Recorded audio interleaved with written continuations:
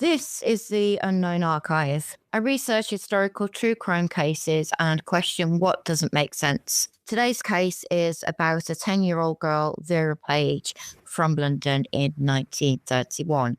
Is one that looks straightforward until you actually sit with it, and then it starts to come apart in places that really shouldn't. Vera Isabel Minnie Page was born on 13th of April 1921 in Hammersmith, the only child of Charles and Isabel Page, a working class family living in Notting Hill, where her father worked as a painter for the Great Western Railway and her mother remained at home. Everything written about Vera is consistent to the point that it almost blends together. She was quiet, well behaved, and well liked, the kind of child who didn't draw attention to herself, and there was no reason for any real concern. In January 1931, the family moved into 22 Blenheim Crescent, occupying rooms across the ground floor and basement of a three-story house. Other tenants lived above them, including Arthur and Annie Rush, who had lived there for years, and although their son Percy Orlando Rush longer lived in the building,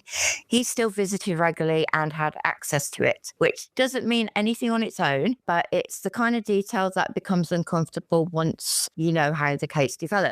So on the afternoon of the 40th of December 1931 at around 4:30 p.m, Vera left her home to walk roughly 50 yards to her Aunt Minnie's house at number 70 Blenheim Crescent. She intended to collect 2 swimming certificates that she'd left there the day before, and everything about that moment is described. It's normal. It's a short, familiar journey. She arrives, she collects the certificates, and leaves again around 4:45 p.m, and she is expected home shortly afterwards. Okay, so by 5:30, she still hasn't returned, and her father goes looking for her. First retracing the route, then checking with her aunt. Then he moved outward throughout friends and relatives, like you would do if you think your child is late or shouldn't be somewhere that they shouldn't be. By 10:25 p.m. that night, he reports her missing at Notting Hill Police Station, and search continues into the early hours. The following day, her description is circulated, and by the evening of the 15th of December, the press are involved. But by then, investigators have already found the one point in the timeline that everything depends on, and it's also the point where the case starts to feel unstable. Okay, so sometime between 5 and 6 p.m, Vera is seen outside a chemist shop at the junction of Blenheim Crescent and Portobello Road. I'm going to assume that's pharmacy in today's talking. So speaking to a school friend, and according to contemporary accounts, she is still standing there looking at items in the window, and she says to her friend that she wants to buy soap dominoes as a Christmas present for her parents, which in reality, that is such a very small detail that you could almost slip past. But obviously, she's not singing since that point. So that is going to be the actually confirmed date that she was last seen alive. I mean, if we look at it really carefully, she's not actually gone off anywhere. She's not gone from her normal route. She's just stopped at a place when she's seen a friend, and they're having a casual talk about what they're going to get her parents for Christmas. She's even got her certificates in her hand, but from that exact moment, she's gone. Okay, so really this part's really frustrating because there were no confirmed sightings after that. No one placed her leaving that pharmacy. No one sees her with anything else, and nothing tells you how she moved from the pharmacy to the point to whatever happens next. And in a space of time that's in such a small area that's familiar to the parents, familiar to the child, it's just that absence is hard to accept as simply she was unseen. Moving along.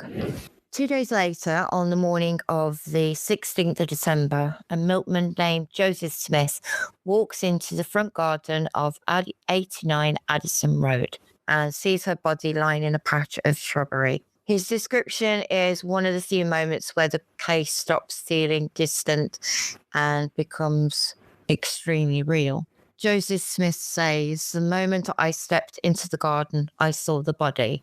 The child was lying on her side, and the lapel of the coat almost covered her face. She looked as if she was lying asleep under the bushes, except that her face was like marble." Now, in those days, reporting was exactly that. They reported exactly what they were told and more or less what they saw in extremely great graphic details. And even there, it's not described in a way that suggests any chaos or violence. It's quiet, almost staged in its stillness, and somehow that really makes it worse. There had been an attempt to cover her with earth and leaves, but only just, and reports describe it as a rudimentary effort, not enough to hide her properly, not something that looks planned or careful, more like something done quickly. Maybe he or she had been disturbed. At first, it's assumed she may have been killed nearby because she hasn't been taken far, but that doesn't hold once you look at the condition of the body. Around 40 hours have passed since she was last seen alive, but her body doesn't match that timeline. Decomposition is more advanced than expected, and her body isn't rigid, and that suggests that she's been kept somewhere warm for a significant portion of that time.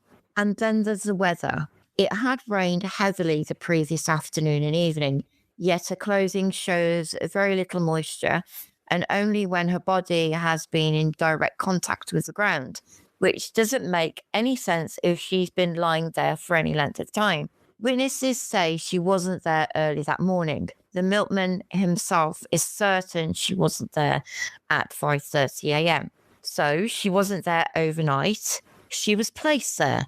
And that's where the case shifts completely, because now you're not looking at where she was killed.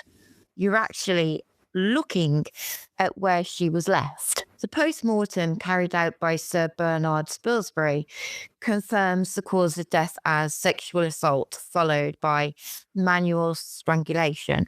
And one detective later describes the case as the most terrible in which I had to deal with during my career. But it's not just the cause of death that matters.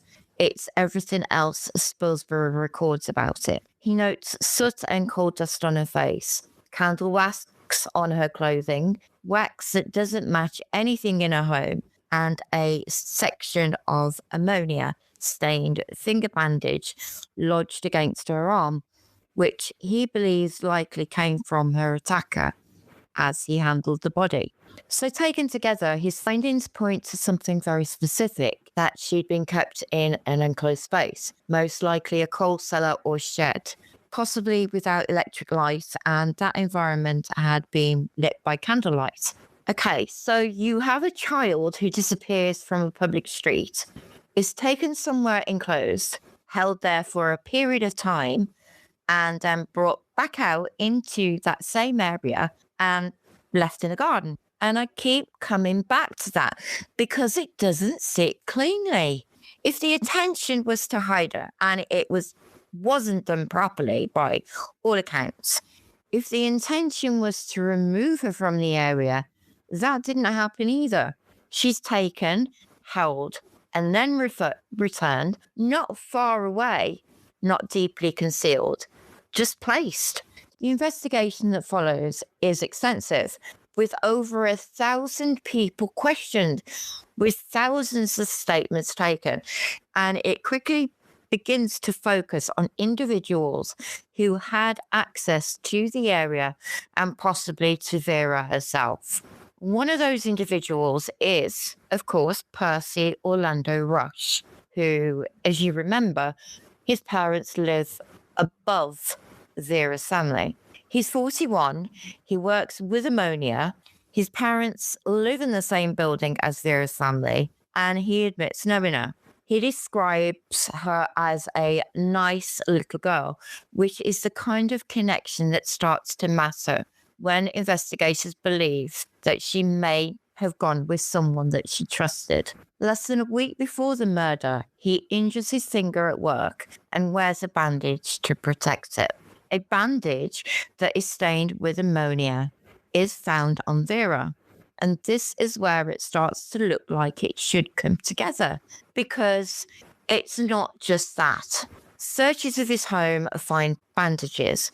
A red tablecloth matches a witness description, candle wax consistent with that found on Vera's clothing, and traces of coal dust and semen on his overcoat. And then there's the witness who says they saw a man resembling him pushing a wheelbarrow, carrying a covered bundle towards Addison Road on the morning her body was found. Individually, you could question each of those things. When you put them together, he does make a good suspect, because together they're difficult to ignore, but yet it still doesn't cross the line. There's no one who can place him with her at the time of her disappearance. No confirmed sighting linking him to her movements.